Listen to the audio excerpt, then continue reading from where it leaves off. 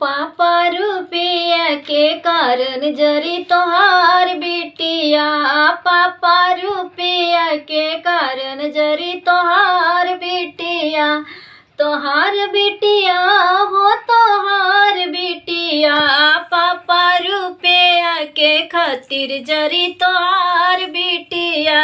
तोहरे अंगनावा के रहनी हम कोयलिया, तोहरे अंगनावा के रहनी हम कोयलिया, खत्म होके जाता पापा हमारी कहानिया, खत्म होके जाता पापा हमारी कहानिया।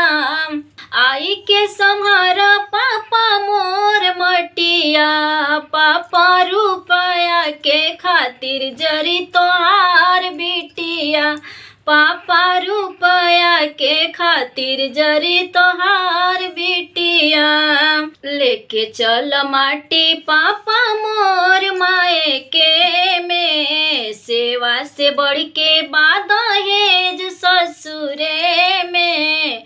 लेके चल माटी पापा मोर माए के में, सेवा से बढ़ के बाद दहेज ससुरे में। छुए न पावे पापी मोर मटिया, छुए न पावे पापी मोर मटिया, पापा रुपया के खातिर जरी तोहार बिटिया, पापा रुपया के खातिर जरी तोहार बिटिया। दोस्तों ये गीत कैसा लगा आप लोग को कमेंट करके बताइएगा, और वीडियो थोड़ा भी पसंद आएगा तो लाइक कर दीजिएगा। हमारे चैनल पे नए होंगे तो सब्सक्राइब करिएगा, हो सके तो शेयर भी करिएगा।